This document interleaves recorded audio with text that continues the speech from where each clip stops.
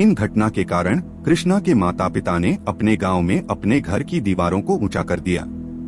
एक बार बेबी कृष्णा, जो 5 वर्ष से अधिक का नहीं था, एक सपने के कारण आधी रात के बाद जाग जाता है।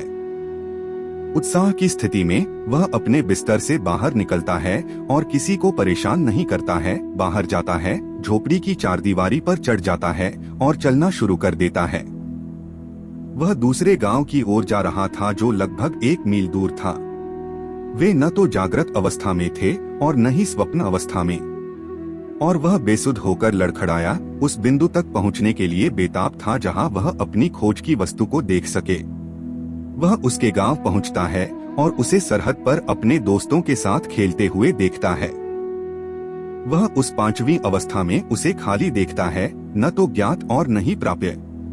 बच्चे को वह मिल गया था जिसकी वह तलाश कर रहा था और जिसने उसे जोखिम भरे जंगल को पार करने के लिए मजबूर किया, बिल्कुल अकेला।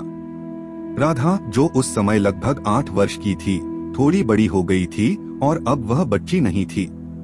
वह उसकी दृष्टि पकड़ती है और उसकी ओर चलती है। राधा, अकेले आए हो?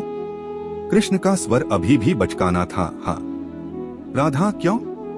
कृष्णा, वो मुझे नहीं जाने देंगे।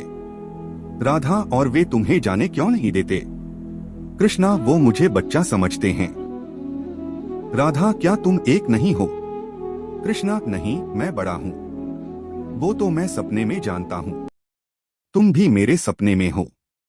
हम एक दूर देश में रहते हैं जहां हमारे चारों तरफ कमल हैं। वहां हम साथ रहते हैं और मैं तुमसे लंबा हूं और हम सब कुछ एक साथ करते हैं। राधा, चिढ़ाते हुए कौन सी बातें? शर्मीला बच्चा दूर दिखता है।